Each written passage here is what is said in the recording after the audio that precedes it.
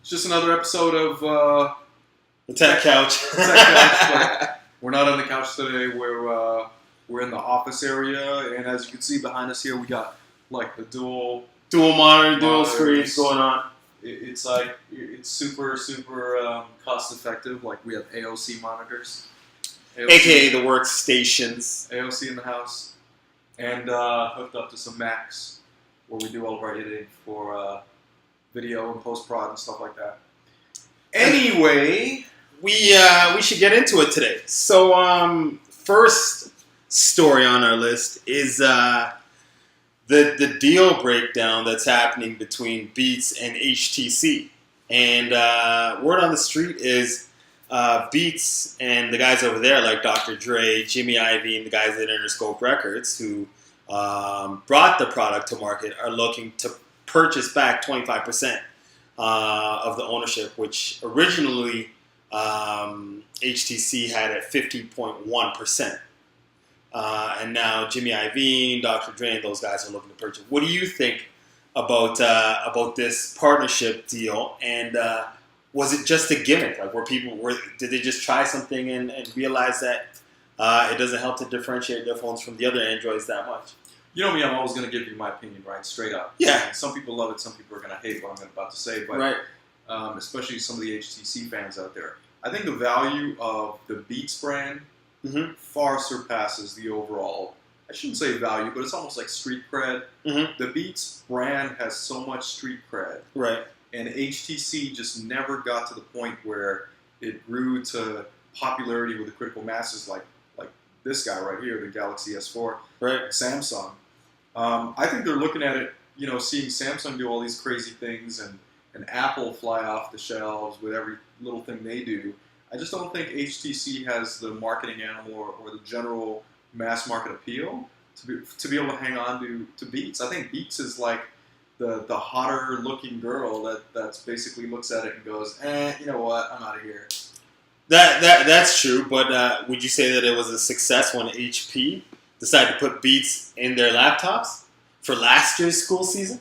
I don't know how they did. I mean, I don't know what those results were, but I think maybe Beats was trying to figure out where their partnerships may lie. I don't know if Beats are now saying that they're going to go to somebody else. Or maybe they just want to bring everything in-house. I mean, maybe Beats will come up with their own cell phone. I mean, that might sell. Maybe, but Beats has been doing so well with their headphone lines. I mean, it's like, why would they need to partnering with a cell phone partner unless they're making a substantial amount of cash?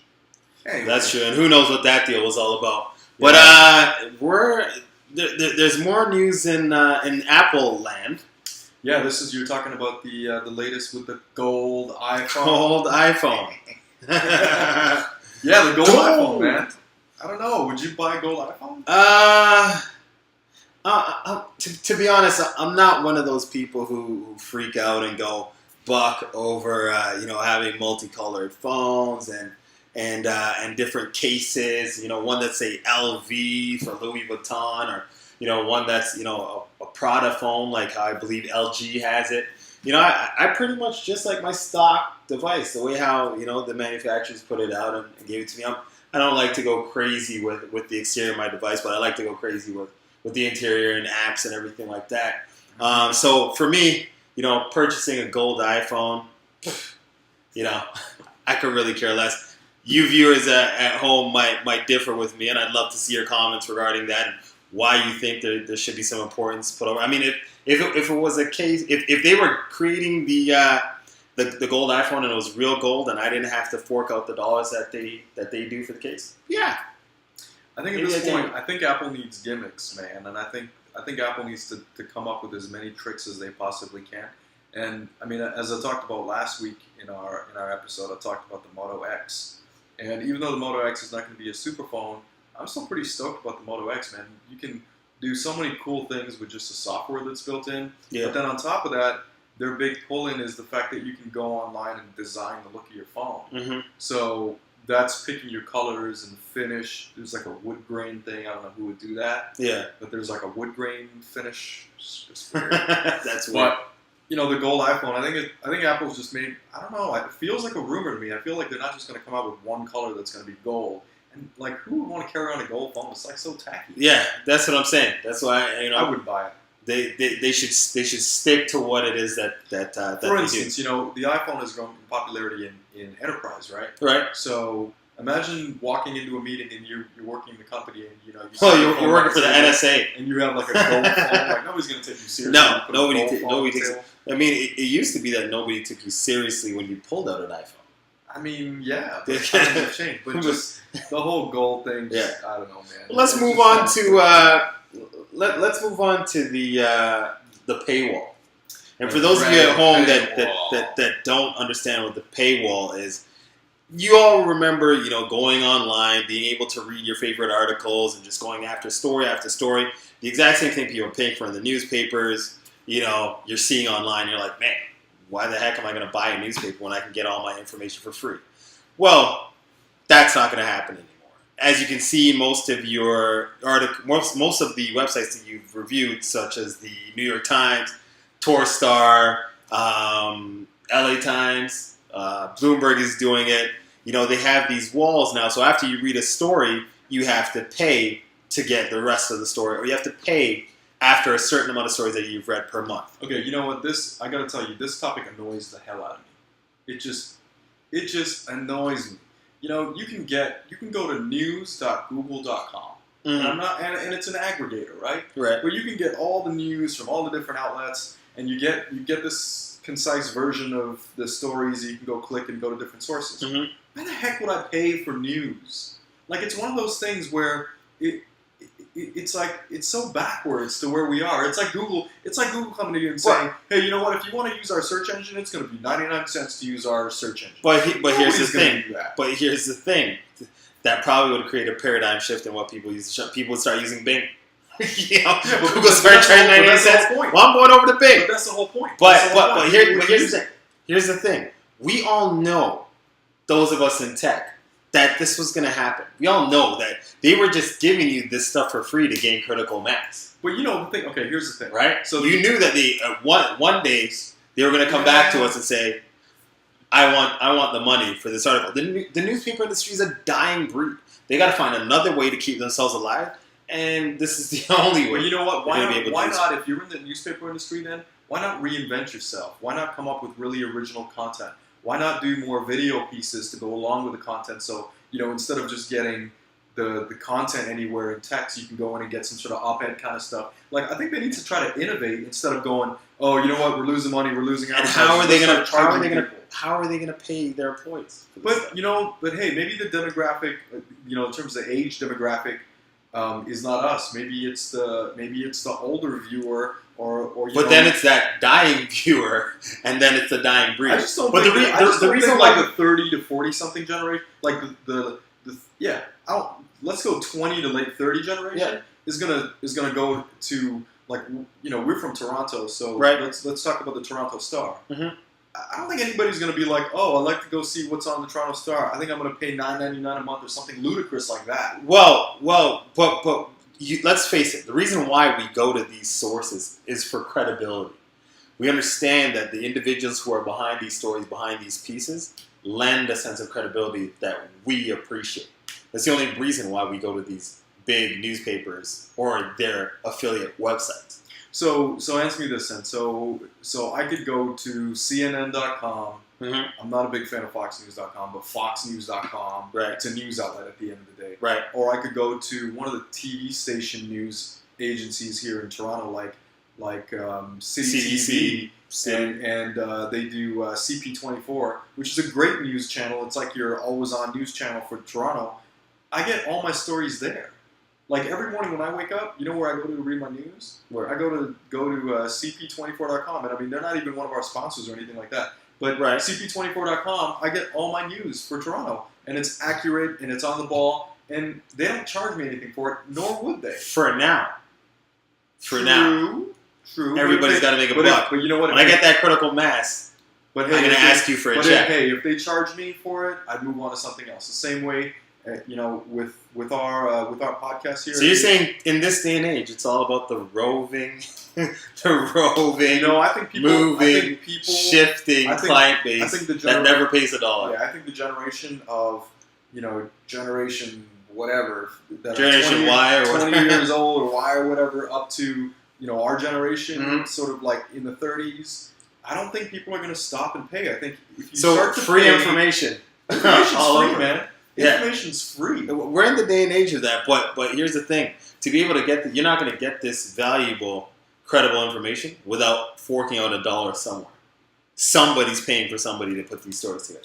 It's not all about the citizen reporter. Listen, And that citizen reporter needs to eat at the end of the day. I guess time will tell, right? Either newspapers are going to cut staff, like I think it was the Washington Post, who cut Post. all of the photographers out, Yeah. which was insane, and then they armed all their journalists with iPhones. Yeah. I got to look up to see how that's going. Maybe we'll look it up and we'll edit this back in to see what the update there was.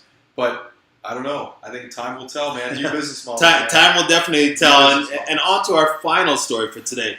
Let's talk about Skype. Skype and the partnership with Microsoft and Outlook. Them integrating Outlook Yeah, I signed up with Skype. I signed up for Outlook.com account when it first came out. Right. I think it was about 1.5 years, 2 years ago. Right. Maybe not that long. But, I've been on Gmail for so long. Gmail's king. And I've got everything. Like, Gmail Google kind of just has me at this point. Oh, so I use Gmail. I use Google Keep, right. which is it's kind of like your to-do list in the cloud kind of thing. Yeah. Competes with Evernote. I Yeah. know you're a fan of Evernote, big fan of Evernote. But I started to use Keep because it's so tightly integrated into my Android phone. Yeah. And I just have my Google Calendar for all my personal stuff. Yeah. I just have so much Google stuff. I'm all that Google. Even though I have my Outlook address, and I feel like my username, my email address in Outlook is so much better. But I can't use Outlook because then I got to give all these people a brand new address. Yeah. And even though Outlook.com is now integrated with Skype, I got to go check it out. But I would imagine the user interfaces now allows you to go in and basically, you email them. If you want to Skype somebody, you can Skype somebody. And there's a lot of critical mass on Skype. Right. But I started using Hangouts a couple months ago. There's no value. Like a lot. Where I don't even use. I can't tell you the last time I used Skype was. Like, I even got my dad on Hangouts. Yeah. Like everybody's on Hangouts. Everybody. My wife and I use Hangouts all the time, right? Because it's built in to our stuff, right? Why wouldn't you? Why wouldn't you? This adds no value to my day-to-day at all. I'm not an Outlook user. It's not a fan of Outlook. I sort of think of this story, when I think of this story, I sort of have it akin to something like Yahoo, Mm-hmm. and everything that Yahoo people are trying to do right now to Right. sort of rebound and buy a bunch of companies. But you know what? Redo Everybody's their on brand. Google, man. Everybody's on Google. The only people I know that use Yahoo Mail, for instance, are not in our generation. Not in our generation. No. They don't live on planet Earth. Yeah. And I've converted everybody. Anybody who comes to me with a different email address, I introduce them to Google.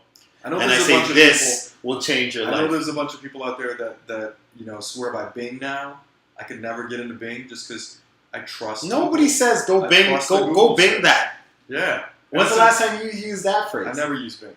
I never use Bing. No. And again, I think part of the big pull-in for email and the companies out there that are trying to pull you into a search Right. is the fact that if you're not tied into one of these as well, Mm-hmm.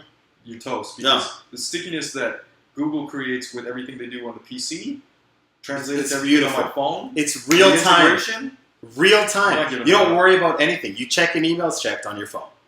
You save a new contact in your device. If you lose your phone, you can go on your Gmail account Now and find every single here's a contact. question for you, kind of in relation to our previous story. Yeah. If Google, the amount that you and I both use Google now, Right. the integratedness of everything we use. Google Now. What if Google Now, which is amazing. Which is great. What if Yeah. Google decided to put up a paywall? Wow. Would you now start paying to get access to everything? If they Wow. said, if you want everything synced, so you could use all of our stuff, but if you want it synced across your tablet and your phone and your computer and your Wow. 3 laptops, if you have 3 laptops, I don't know why you need 3 laptops, but Yeah. we're going to charge you $9.99 a month and give you a little bit of storage. Wow. I don't know. I might do it. That's pretty interesting. I might do it. I think they might have. It's so seamless. Once you get on, you connect your email. You connect your Like, do you Google think- Hangouts. Do You you have think everything. that Google's going to get to the point It's where they have us so much in like the scenario I just described, where they're going to be like, we can't really innovate anymore. Let's just start charging people. Yeah, At that point, I wouldn't. everybody's already in there. I wouldn't put it past them. We're already there. We're already there. If you look at, I was over at our family's the other day, and my nephew was playing around with his Nintendo Wii, and these kids are being taught that they need to go to the store, buy another character, place it on the pod, so they have a new character in the game, and it's a beautiful business model because you just create more characters. Get the kids to go. What does that mean? So they actually go physically buy. They're gonna go buy the character at the Walmart or wherever they buy the video game. Unwrap the character, put it on this pod, and that's a new character that they get to use in the game. Oh wow, that's pretty cool. Which is pretty damn cool. So they're sort of linking the traditional retail, go buy an action figure, right, and then putting it in the game. And now that is teaching them so that when they get older and they need to access all these integrated services, I got to pay that $9.99. It's being taught. So we're getting there. Yeah. It's going to be a part of our technological DNA. Hey, I mean, we'll see what happens, right? That's anyway, right. Guys, that's our show for this week. We're going to be back next week with a whole set of new topics. Leave some comments down there. And you can reach us right here. And then, let us know what you think. Hit us up, Twitter, Facebook. Yeah. Vine us. We just tell you like it. We want to see what your office spaces look like. Yeah, shout out to Office Space. Some of the office spaces around here, man. And show us kind of your office setup. Would be kind of cool. But hey, at the end of the day, man, we're just two Toronto guys. We are crazy tech heads. We've been in the industry for a long time. Love our tech. And we love our tech, man. We're at it. Shout out to all the startups. Startups in Toronto are going nuts these days, man. That's true. We're proud of that. We got some stuff going on with that as well. That's but anyway, true. Listen, you guys need to give us some feedback. Good, bad, whatever. We'll take it. We're going to do these every week. It's going to be interesting. It's going to be edgy. Look forward to your comments. Help us get better. And we'll help you find out about tech. Peace out, guys. Bye.